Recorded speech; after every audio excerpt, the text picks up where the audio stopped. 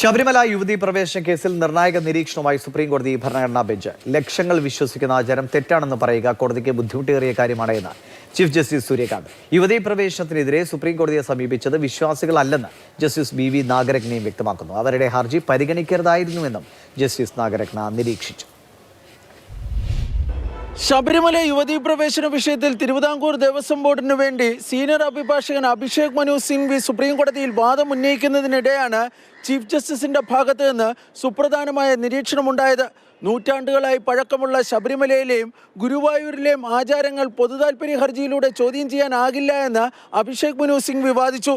തുടർന്നാണ് chief justice Suryakant ലക്ഷങ്ങൾ വിശ്വസിക്കുന്ന മതാചാരങ്ങളിൽ ഉത്തരവ് പുറപ്പെടുവിക്കുക കോടതിയെ സംബന്ധിച്ച് ബുദ്ധിമുട്ടേറിയ കാര്യമാണെന്ന നിരീക്ഷണം നടത്തിയത്.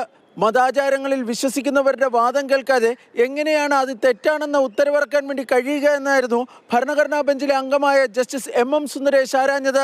ശബരിമല യുവതീ പ്രവേശനം ആവശ്യപ്പെട്ട് സുപ്രീം കോടതിയെ സമീപിച്ചവർ വിശ്വാസികളല്ല എന്ന കാര്യം ജസ്റ്റിസ് ബി നാഗരത്ന ഇന്നും ആവർത്തിച്ചു.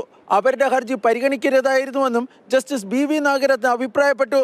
കേസിൽ തിരുവിതാംകൂർ ദേവസ്വം ബോർഡ് യുവതീ പ്രവേശനത്തെ ശക്തമായി എതിർക്കുന്ന നിലപാടാണ് സുപ്രീം കോടതിയിൽ സ്വീകരിച്ചത്. രാജ്യത്ത് 1000-ലധികം അയ്യപ്പ ക്ഷേത്രങ്ങളുണ്ട്. എന്നാൽ ശബരിമലയിൽ മാത്രമാണ് യുവതീ പ്രവേശന വിലക്കുള്ളത്. ശബരിമലയിലെ അയ്യപ്പൻ നൈഷ്ഠിക ബ്രഹ്മചാരിയായതിനാലാണ് ഈ വിലക്കെന്നും തിരുവിതാംകൂർ ദേവസ്വം ബോർഡ് സുപ്രീം കോടതിയെ അറിയിച്ചു.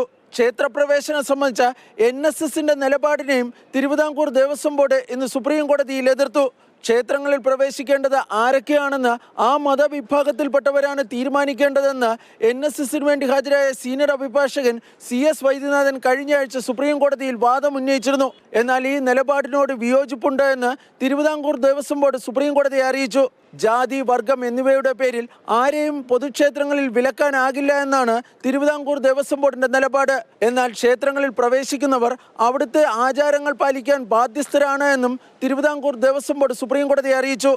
കേസിൽ നാളെയും സുപ്രീം കോടതിയിൽ വാദം തുടരും. B Balagopal, Mathrubhumi news, Delhi.